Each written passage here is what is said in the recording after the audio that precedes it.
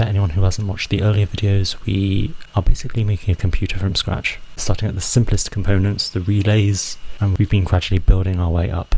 So in the first episode we looked at logic gates, in the next we looked at arithmetics, and now we'll be looking at plumbing.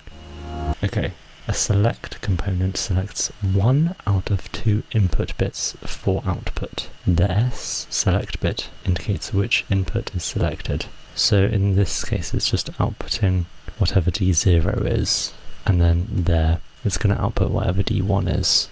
We're back to our basic logic gates. Okay, so the idea is like, if it wasn't for the selector and we knew it was D1, that would just be connecting straight to the output, and the same for D0, but this selector affects which is chosen.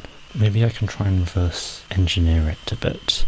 So if we have like all the selectee bits happening there, all the complex things, and we have 2 input bits and 1 output, I don't know if this is making any sense, but I think we put an OR here, because basically that way if one of the things we get from this mess is a 1, then it'll output the 1, but otherwise it'll do the 0. So I think that's good. And then, okay, let's just try and maybe break this into 2 parts. I'm going to get out a truth table. We are going to look at just D1 and S, and having that give the correct output. So S and D1, I mean, it's only going to be relevant when the S bit is 1, so really we should only be looking at the 1s. So we can see here that an AND gate is going to be right, because both S and D1 have to be 1 for it to output a 1. I think that's that bit sorted. So now let's do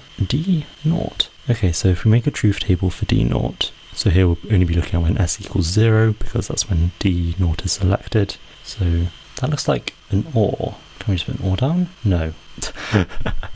Okay, so where's it wrong?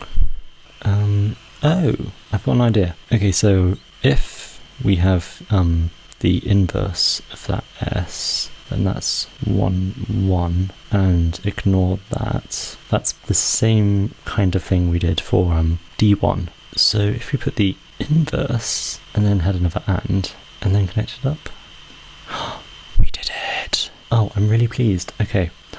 Yes. Yeah. If you're new to the series, we're ignoring the fact that we can do it in fewer NAND gates. I leave that as an exercise to the viewer. Seriously, like, if you actually have the solution, I would love to see it. But anyway, that is a selector. Oh, this is fun. Okay, next one. Next, build a switch that channels a data bit through 1 of 2 output channels. Okay, S selector determines if the data is shown through C1 or C0. Okay, I'm wondering if we can break it up the way we did before. We're doing C0. Okay, so that feels kind of OR-y, doesn't it? Or maybe it's that inverse AND like last time. Okay, but how are we going to do this bit? That's interesting. So I mean, let's just carry on with the truth table thing. So if the if D equals 0, then it will just always be 0. So maybe there's something we can do with that.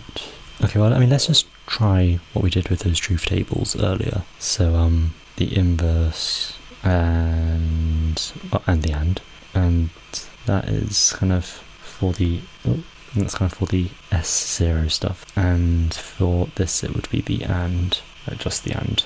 So if that's 1 and that's 1, and that gives that's flipping between and when that is 0, that's 0 for I've done it! Oh my goodness, I've done it! So connect that up into there. Yeah, the truth table thing really does help. Oh, perfect. I'm done! Well, yeah, I didn't expect it to be that straightforward. Apparently there's some algorithm thing that I'm supposed to be impressing here. If you like this video, please like it, comment and subscribe so that people watch my videos. Anyway, see you next time.